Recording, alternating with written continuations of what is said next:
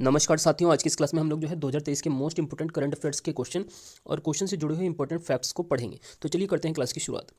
पहला प्रश्न है, देवधर ट्रॉफी 2023 को किसने जीत लिया है? तो देखिए, देवधर ट्रॉफी 2023 को जीता है साउथ जोन ने, दक्षिणी जोन ने इसको जीता है। देवधर ट्रॉफी का संबंध किस खेल से है? तो ये क्रिकेट की एक इंपॉर्टेंट ट्रॉफी है।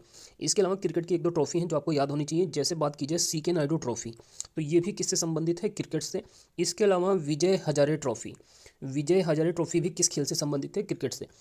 इसके अलावा बात की जाए अगर ईरानी ट्रॉफी, तो ईरानी ट्रॉफी का संबंध भी किस खेल से है? तो ये भी क्रिकेट की एक इंपॉर्टेंट ट्रॉफी है।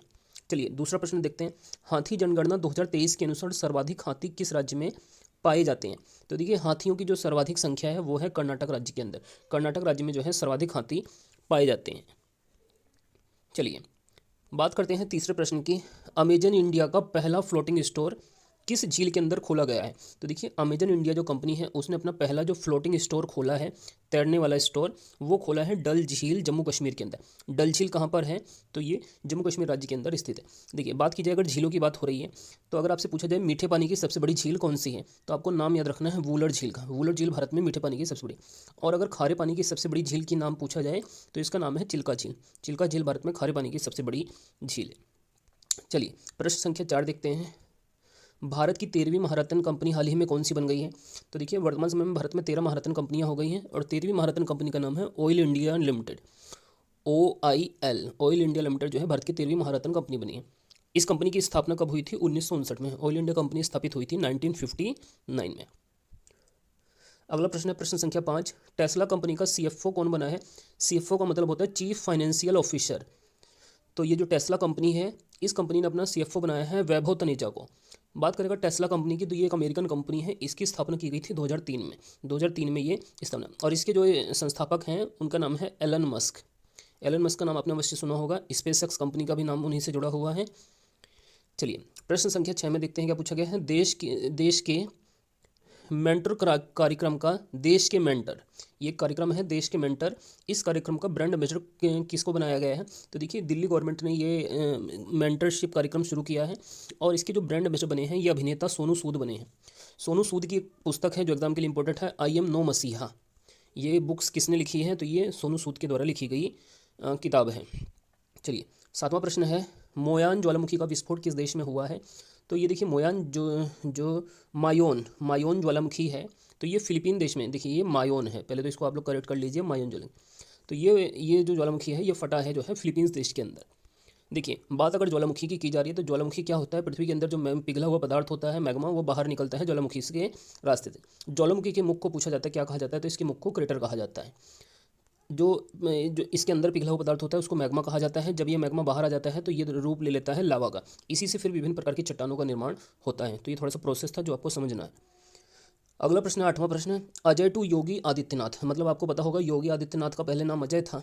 तो ये अजय से जो योगी आदित्यनाथ बने हैं, इस पुस्तक के लेखक कौन हैं? इसमें इनकी पूरी जीवन की जो है पूरा जीवन परिचय इनका बताया गया है। अजय टू योगी आदित्यनाथ, तो इस पुस्तक के जो लेखक बने हैं इनका नाम है शांतनु गुप्ता। नाम आपको याद रख लेना है। उत्तर प्रदेश के मुख्यमंत्री हैं योगी आदित्यनाथ। अगला 9वां प्रश्न है, नीति आयोग के नए CEO कौन बने हैं? तो देखिए, जो नीति आयोग है, जो योजना आयोग के स्थान पर बनाया गया था, इसके जो नए CEO बने हैं BVR सुब्रमण्यम बने हैं। नीति आयोग की स्थापना कब हुई थी? 1 जनवरी 2015 को।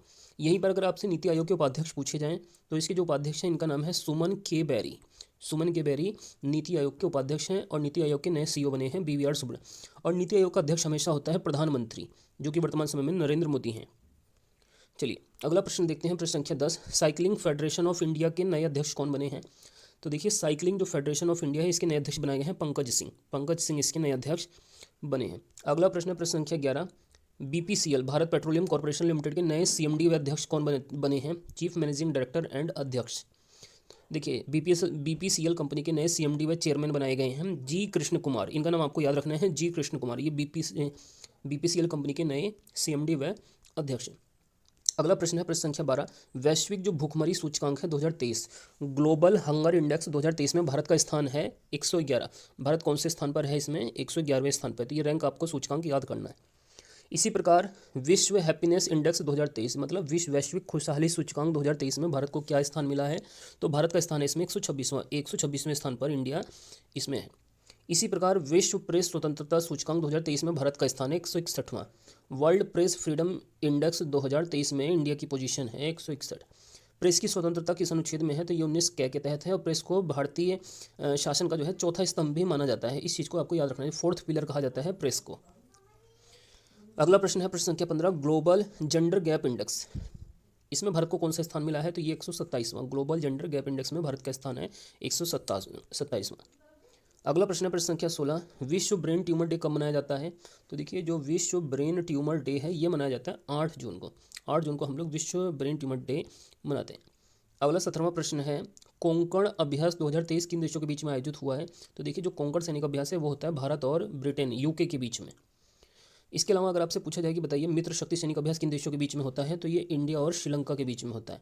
हैंड इन हैंड किन देशों के बीच में होता है, तो ये जो है इंडिया और चाइना के बीच में होता है। तो ये कुछ आदर्श सैनिक अभ्यास हैं जो आपको याद होने चाहिए।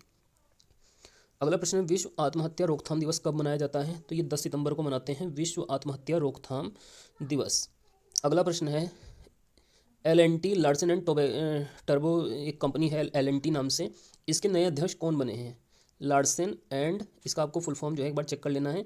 L&T कंपनी के देखिए जो नए अध्यक्ष बने हैं इनका नाम है SN सुब्रमण्यम L&T कंपनी के नए अध्यक्ष बने हैं। तो दोस्तों ये आज की हमारी करंट अफेयर की क्लास थी। अगर आप लोगों की क्लास अच्छी लगी तो आप लोग अपनी राय जरूर दीजिए कमेंट के माध्यम से, और वीडियो पसंद आए तो वीडियो को लाइक करके चैनल को जरूर से सब्सक्राइब कर लीजिए।